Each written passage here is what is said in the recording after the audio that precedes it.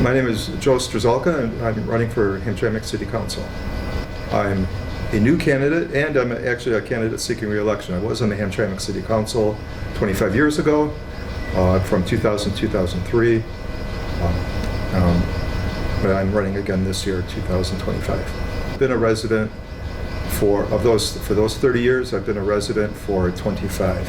So my job took me overseas, and I was able to keep my residency and continue paying Hamtramck taxes for 25 years. But there were 5 that when I moved to Washington, D.C., I had to change my residency, and I wasn't able to change it back until 2022. My highest level education would be my Juris Doctorate, my law degree, which I received from Wayne State in 1997. I'd like to actually go a little bit before college, because I'd like to say that my real education started when I was pumping gas, now almost 50 years ago probably now.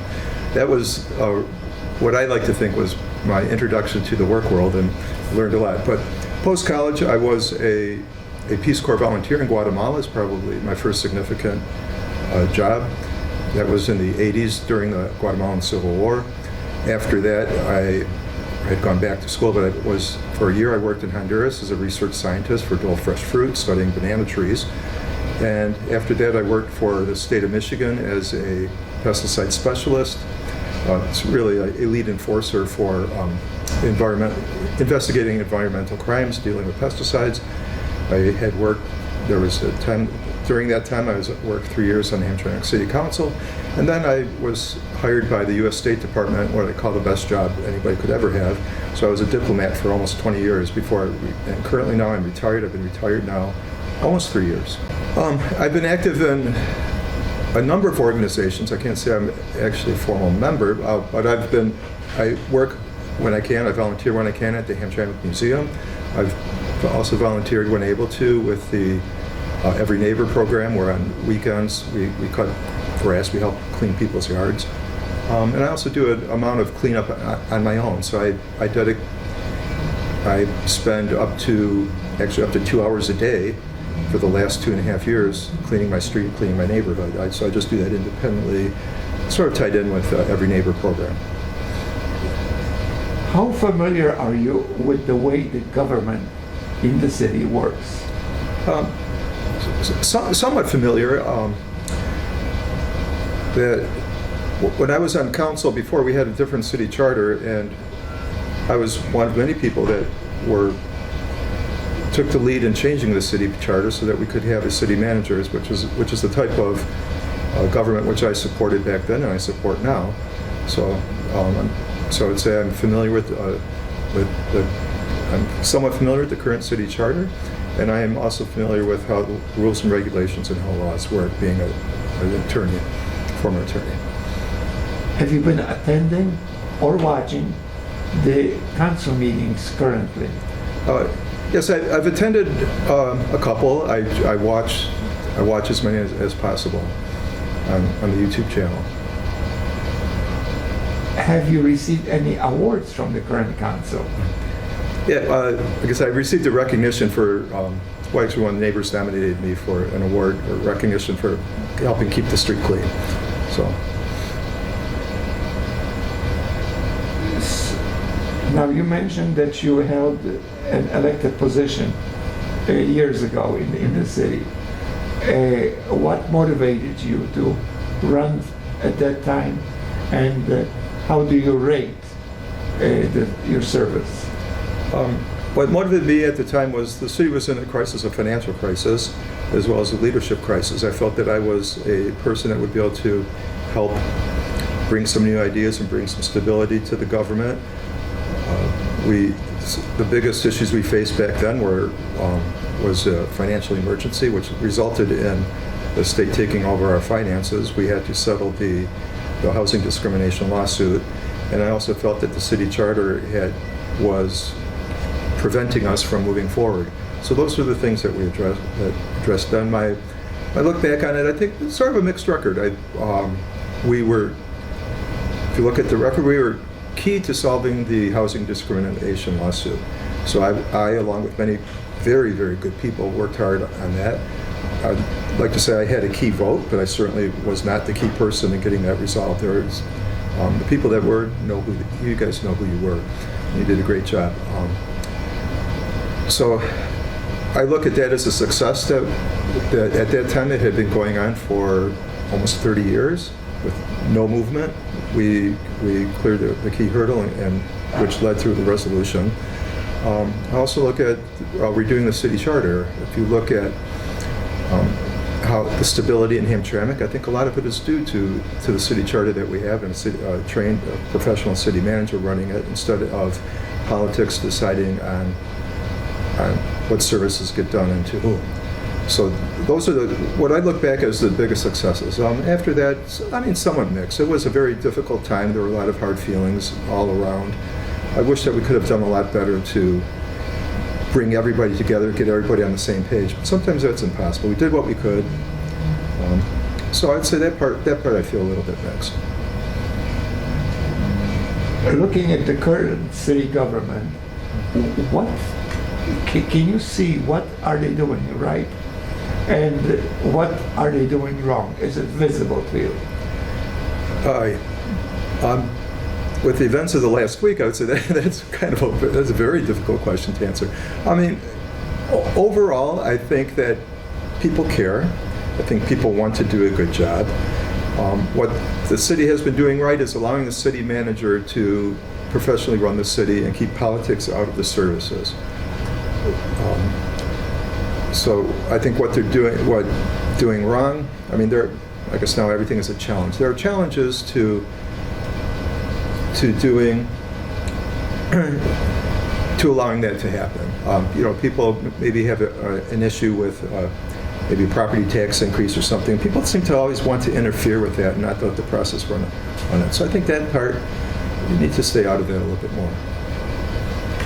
What changes do you would want to introduce if elected? Those are good. What changes? Based on I have a strong background in budgeting, finances, city administration. I think the changes that I would like to do, it's more on the nuts and bolts level, on the lower level that you may not necessarily see at home, at least not right away. But I'd like to be more involved with helping to develop personnel to make sure, as a council person, I would make sure that our budgets are done properly and that department heads are held accountable and that they understand their budget and they understand the budgeting process. So I think also the important thing to remember is that 25% of our taxes are going towards the unfunded pension obligation. So I would love to say, I'm sure everyone's going to say, I want better roads. Who doesn't, right? We all want better roads. We all want more services. We would love better policing. We would love to have more street sweeping. But the unfortunate fact is that that money just isn't there. We'd love to lower the taxes. We'd love to get rid of the income tax, lower the property tax. But those things are not very unlikely to happen until we pay off our pension obligation, which from the last budget meeting I saw it's another 15 years. So you really have another 15 years that we need to struggle on, do what we can, provide the most efficient services possible before we're able to start taking on these bigger issues. I mean, a lot of people are going to promise, I'm going to fix the roads. There's no money. The money for that is very limited. To do that, we're going to have to continue to seek grants. We're going to have to look for assistance from the state of Michigan, from the federal government. And that all takes building bridges, working with your state rep, your state congressperson, the governor, senator, to try to bring money in. Those things take time. Would hope that we could do that. That's the hope. The reality is we have a very difficult financial position, and if we're one economic downturn away from possibly being on receivership again. So that's what I'm hoping to avoid. Would you have enough time to dedicate to the duties that this office demands? Well, yes. I would like to also say that I consider myself in some way a reluctant candidate. Not that I'm reluctant to do the job, it's because I'm reluctant because I understand the amount of work that it takes. And I'm willing to do that work. I don't think any person has all the time available that they would love to dedicate to the job. But I am retired. I don't have any other work obligations, so this would be my focus. So I believe that yes, I do have the time to do it, and I have the energy to do it, and that I would do it. What was the strongest motivation that allowed you to make the decision to seek this office? The strongest motivation, it's sort of twofold. I'd like to think that I believe that I have the experiences that would be helpful to the city, but I also saw a number of really great candidates who decided not to run this year, which is I found very disappointing. So what really motivated me is I think of myself more as a stability candidate. I'm a person that can bring stability to the office. I'm not looking to advance my career, because my career is over. I'm retired. I'm not looking to seek the public limelight. I'm actually a very private person. I really don't enjoy being out in public. But those are things I'm willing to do, and I will do if elected. Have you ever presented any particular concerns in front of the council? The current council, no, I did write a letter once, but other than that, no. I've actually been very busy the last couple of years, reestablishing myself in the city, making connections, taking care of some family issues. So I haven't really had the time to involve myself in Hamtramck politics. But I would say my one letter I wrote was, with this flag issue. My point then, as it is now, is the resolution was poorly written and was going to open you up to lawsuits. I wasn't necessarily taking a side on the issue. I just thought that, as written, it was poorly written and would be a mistake to pass, because you would end up limiting yourself in the future and invite yourself to a lawsuit, which is exactly what happened. How do you get along with members of different ethnic groups in the city? I would say, come sit on my porch. We have a great time on my street. We have most every ethnic group currently in Hamtramck is on my street. Probably on every street. We all get along. Let's say one of my strengths is being in the Foreign Service. I worked around the world. Being a Peace Corps volunteer, I was immersed in a foreign culture. I had to struggle. I had to learn a language. I've lived places where I didn't speak the language, and I've struggled trying to understand local rules, ordinances. I was fortunate to have the embassy behind me to back me up in a strong support group. But anyway, so I understand what it's like to be a stranger in a strange land. I've like to think I've had success being a stranger in a strange land and meeting people and being able to survive. So I understand. I like to think that I have some understanding of what it's like, and I show some compassion to people and can listen. Of course, you're always going to have differences. Nobody's perfect. We're all going to make a mistake, but we learn from those mistakes and we move forward. Do you have a general familiarity with the U.S. Constitution, with the state laws, and with the city charter? Yes, I would say in law school, one of my favorite courses was constitutional law. So I'd like to think that I had a strong constitutional law background. It's something I sort of a law nerd. That was what I enjoyed most, the courses that I enjoyed most. The state rules and regulations, state law, rules, regulations. Yes, and I'd say in law school, there's a framework that you're taught that you're able to easily learn new systems. So although we didn't study the state constitution specifically, we understand the concepts behind the state constitution, how to research and how to apply it to laws. I understand the regulation process. I actually rewrote the law, the Pesticide Control Act of 1976, during my last job with the state of Michigan.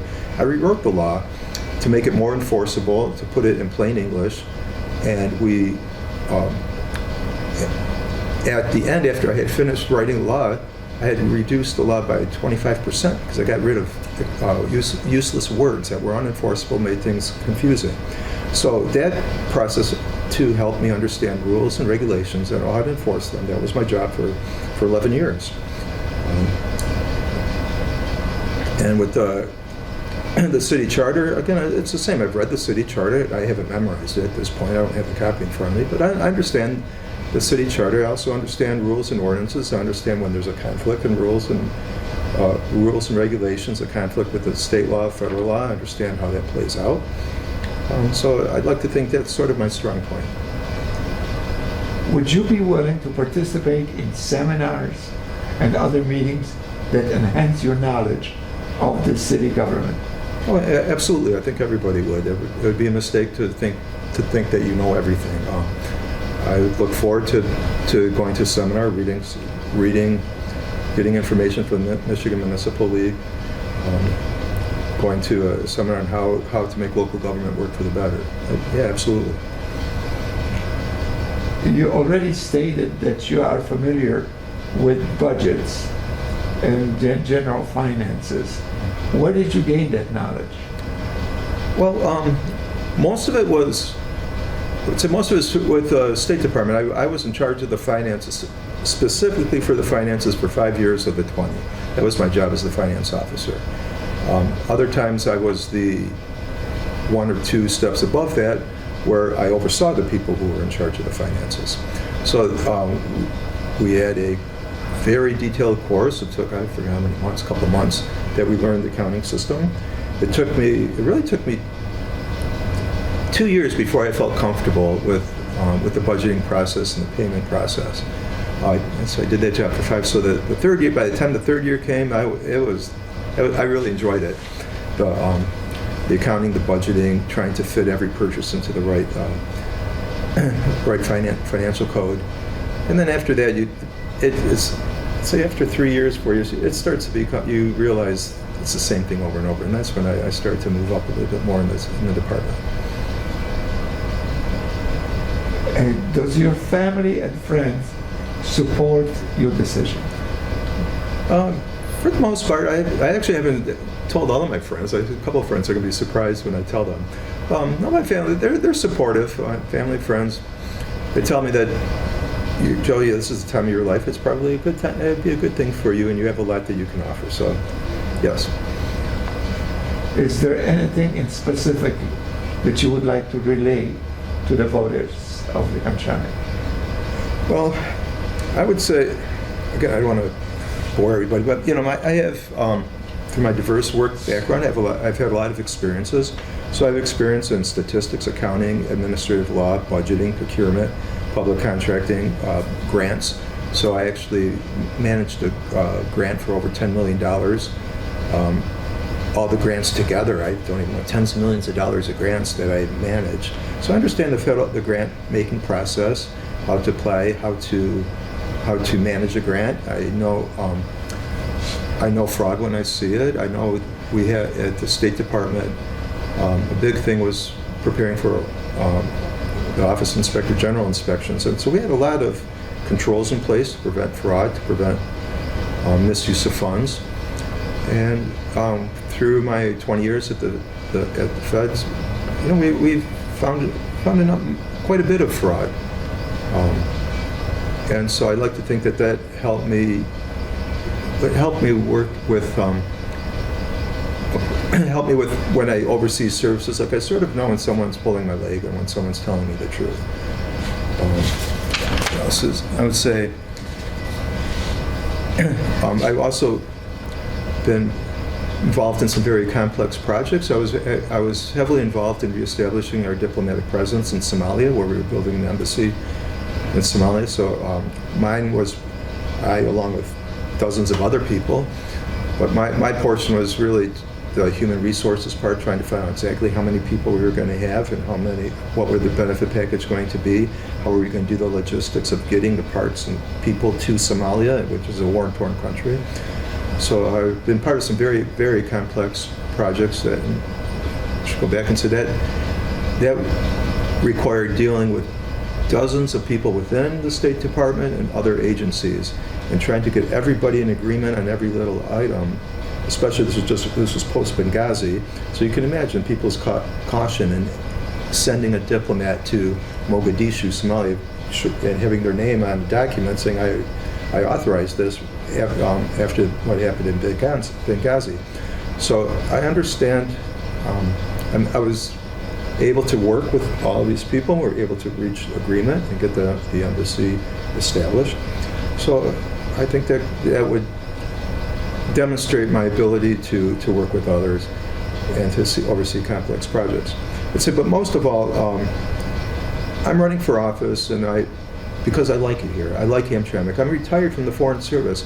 Many of my colleagues live around the world, Europe, Mexico, Colombia. I moved to Hamtramck, and why is it? Because I like it here. I have a decent pension. I could live anywhere in the world I want. I chose to live here, and the reason being because I like it here, and that's really the biggest motivation of why I'm running. I like the city of Hamtramck. I want to see the city of Hamtramck to have continued success, and I'd like to be a part of it. Thank you very much for your interview, and we hope you're going to be successful in your endeavors. Okay, well, thank you, Greg, and thank you guys for watching this. Appreciate it.